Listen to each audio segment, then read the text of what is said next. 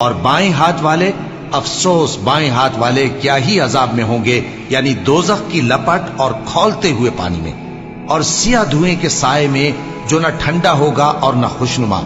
یہ لوگ اس سے پہلے عیش میں پڑے ہوئے تھے اور بڑے گناہ یعنی کفر پر اڑے ہوئے تھے، اور کہا کرتے تھے کہ بھلا جب ہم مر گئے اور مٹی ہو گئے اور ہڈیاں ہی ہڈیاں ہو گئے تو کیا ہمیں پھر اٹھنا ہوگا، اور کیا ہمارے اگلے باپ دادا کو بھی؟